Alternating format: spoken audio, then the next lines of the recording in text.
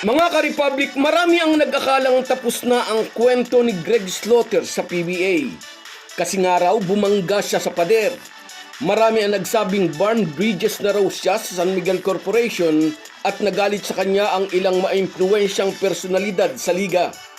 Ngunit heto na ang magandang balita. Magbabalik na ang higante.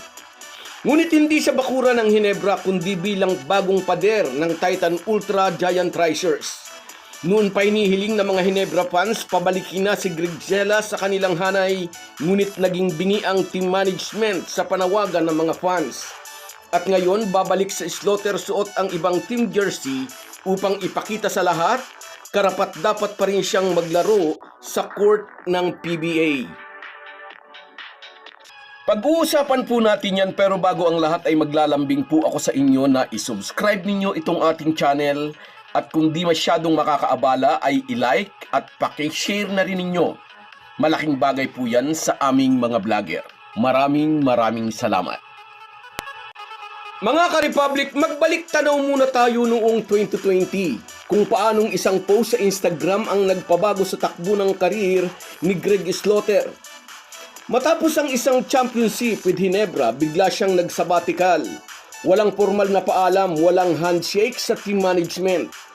Para sa isang organisasyong gaya ng SMC at isang boss na gaya ni Al Francis Chua, ang respeto ay higit pa sa talento.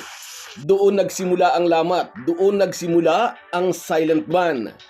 At maraming nagtatanong bakit hindi siya makuha-kuha ng ibang team. Sa PBA, ang unwritten rule ay huwag kang babangga sa pader kung ayaw mong gumuho ang karir mo.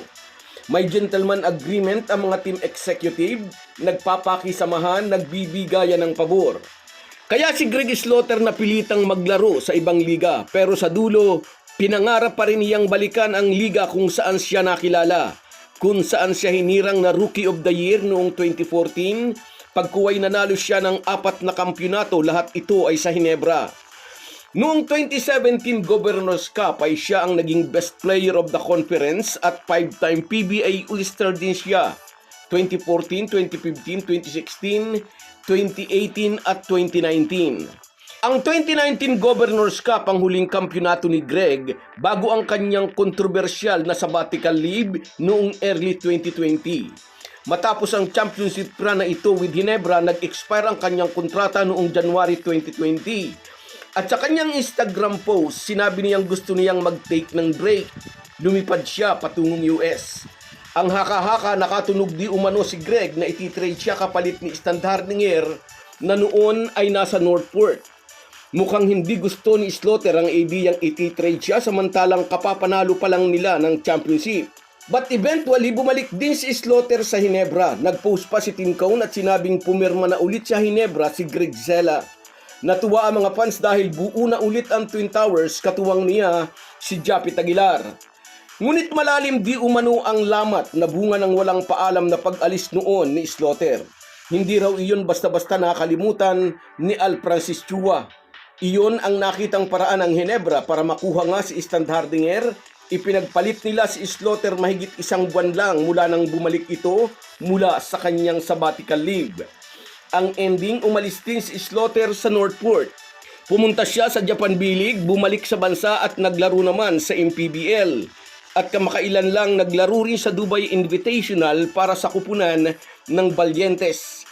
Samantala, ang PBA rights ni Slaughter ay napunta naman sa Titan Ultra dahil nabi nila ang Northport Batang Pier franchise. Ang Giant Racers ang magbibigay ng katuparan sa pangarap ni Greg na makabalik sa PBA. Nag-public apology na siya at partikular niyang binanggit ang pangalan ni Al Francis Chua sa mga taong posible raw niyang nasaktan ang damdamin. Nauna rito, bumusita rin si Slaughter sa team practice ng Hinebra na naging dahilan ng mga espekulasyon na babalik na siya sa Gin Kings na gustong-gusto ng mga fans. Nakikita kasi ng lahat, isang big man na makakatulong kay Japit Aguilar ang kailangan talaga ng Hinebra para muling maghari sa liga. Pero hinipan ni Tim Cone ng apoy ng espekulasyon. Natutuwa raw siya na muling nakita ang dating Hinebra bigman but nothing in the works, sabi niya patungkol sa pagbabalik nito sa kupunan. Ginawa na ni Slaughter ang lahat. Ang pagbisita niya sa Hinebra team practice ay isang conciliatory move Nagpakumbaba na rin siya sa pag-i-issue ng public apology. Ngunit bakit hindi pa rin siya kinuha ng Barangay Ginebra? May mga hadlang po kasi. Unang-una na hawak ng Titan Ultra ang signing rights ni Slaughter. Hindi siya basta-basta bibitawan ng Giant Racers. Kung nagtangka noon ng Ginebra, tiyak hihingi ang Titans ng mabigat na kapalit at posibleng hindi naman handa si Team Cow na magpakawala ng isa o dalawang player sa core ng Ginebra. At ngayon, inamin ni Brian Calantok, owner ng Titan Ultra, malapit na nilang papirmahin ang kontrata si Slaughter.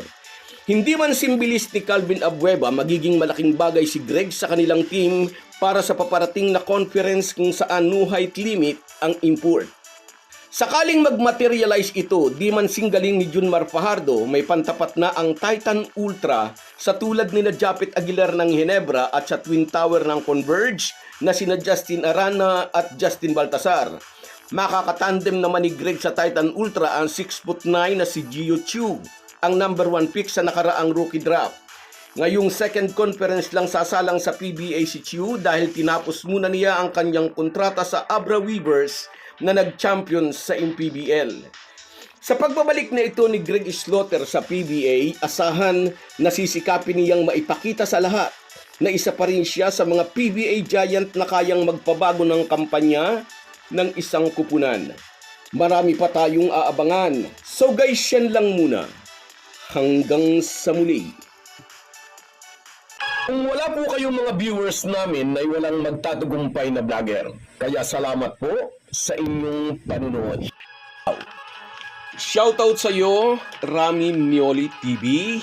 Happy Puso Day din sa iyo, idol. At sa iyo rin, Edgardo Montano Jr. Mula naman ito sa Tansa, Cavite. Shoutout sa iyo, idol. Salamat sa panunood. Sa iyo rin, Rose Marijuan. Happy Puso Day, idol. Kahit umuulan, oo nga, maulan. At sa iyo rin, Kawai. Magandang hapon, ang hirap kay CTC. Oo nga, hindi nila maamin yan. At sa iyo rin, Rodantes Sabida.